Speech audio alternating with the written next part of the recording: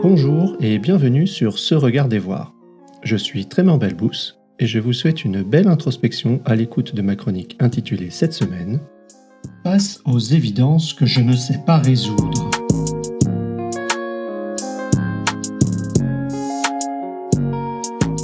Face aux évidences que je ne sais pas résoudre.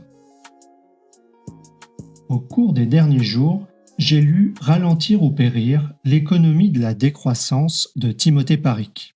Je n'aurais peut-être pas dû. J'ai trouvé le livre excellent et je le recommande chaudement si vous êtes curieux d'un regard différent du courant dominant sur l'économie, l'écologie, la politique, l'humanité, notre futur. Que l'on adhère ou pas aux éléments avancés dans cet ouvrage, ce qui m'intéresse ici n'est pas d'en faire un résumé, mais d'explorer ce que génère ce regard des voir à la lecture d'un tel livre. Le constat. Je vois tout mon corps, cette machine à histoire qui ne s'arrête plus. Je repasse sans cesse ce que je fais, ce que je ne fais pas, ce que je devrais faire.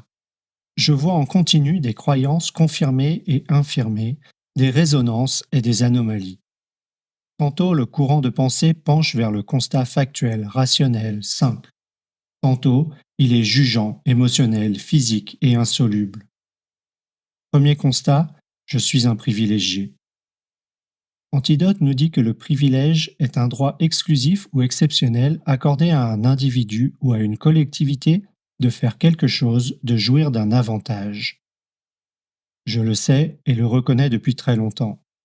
C'est très largement confirmé lorsque l'on prend la lentille présentée dans ce livre. Lentille étayée d'une thèse de doctorat et de très nombreuses recherches et publications académiques avec revue de pairs.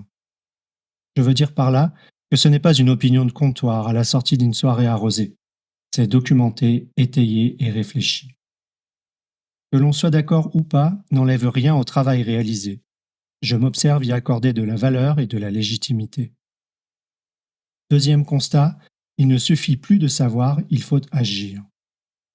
Je n'ai pas le pouvoir de changer le système politico-économico-environnementalo-social mondial.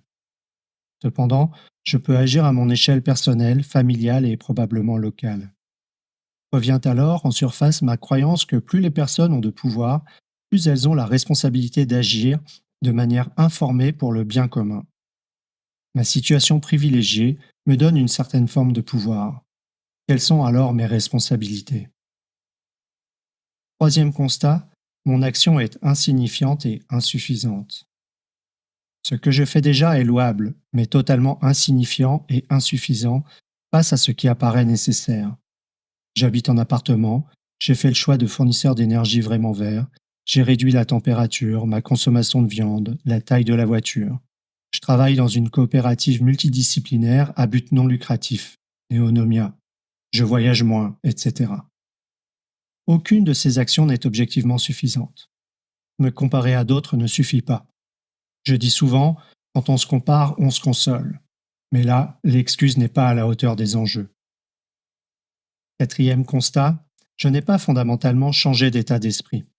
Je continue d'opérer selon les principes et les valeurs dans lesquels je suis immergé depuis 48 ans. D'un côté, le fait d'être immergé rend plus difficile la prise de conscience et la distinction de ce qui est de l'ordre de la convention, construction sociale, de ce qu'il est d'une forme de nature ou de vérité élémentaire. Je suis toujours attaché à des objets, je me trouve facilement des excuses, je rationalise certains comportements en occultant des aspects importants. Je m'arrange avec ma conscience, je contourne mes peurs, je préfère la simplicité à l'inconfort et au courage.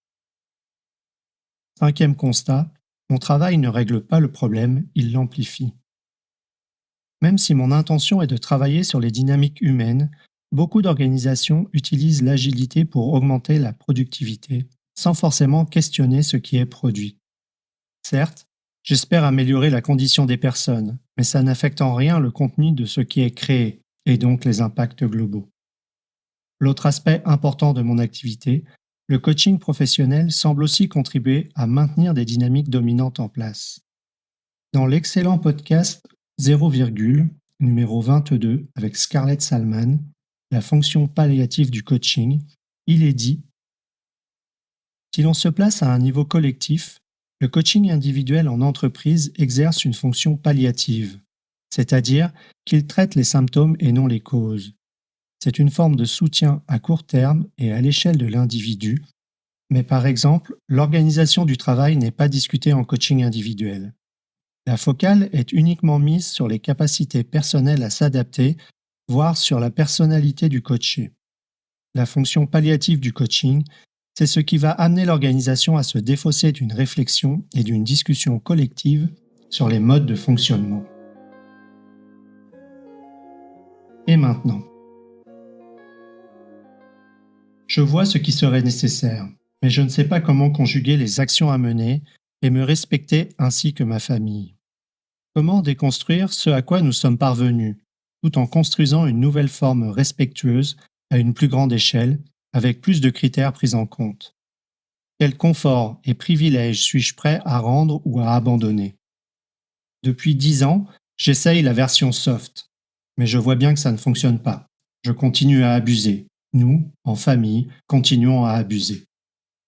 Je me vois un peu comme un fumeur qui chercherait à arrêter en se disant « Si chaque année je fume une clope de moins par jour, à un moment ou un autre, j'arriverai bien à arrêter complètement, avant d'avoir un cancer. » L'excuse des politiques qui ne font rien mène à l'impuissance acquise. Quoi qu'il en soit, je crois que je suis dedans, mais comment sortons de là? Le contenu du livre rend explicite l'idéologie qui influence le choix des outils, des sources et de l'interprétation des chiffres. Mais les chiffres sont là, et beaucoup ne viennent pas du milieu bercé de cette idéologie. Je me vois douter des chiffres, des méthodes, de l'incertitude sur les modèles. La simplification ou la non-inclusion de facteurs peut avoir des impacts importants, comme dans le cas de l'influence de la fonte des glaces sur les modèles de circulation océanique. Un article récent de i360yale.edu nous dit ainsi: The most recent assessment of the UN's Intergovernmental Panel of Climate Change, IPCC, reported medium confidence of this occurring later this centuries. But it said models were not able to quantify the impact of glacial meltwater on how fast and how far this trend might go.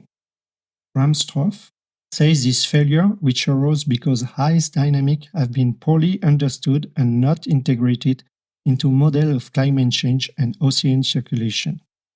It's a long-standing and major shortcoming of models presented each major IPCC reports. Et maintenant, la question à répondre est: qu'est-ce qui est juste nécessaire et juste suffisant pour être pleinement heureux? C'est peut-être l'heure pour moi d'appliquer la constellation de mon ami Thomas, pour me guider vers mon rêve et me mettre en action en intégrant l'avoir et l'être. Pour résumer, ralentir ou périr, l'économie de la décroissance de Timothée Parikh m'a permis de situer mon action face aux défis de notre soutenabilité. Seul, je ne changerai pas le monde, mais comme beaucoup d'autres, je peux faire ma part. J'ai beaucoup de marge de manœuvre.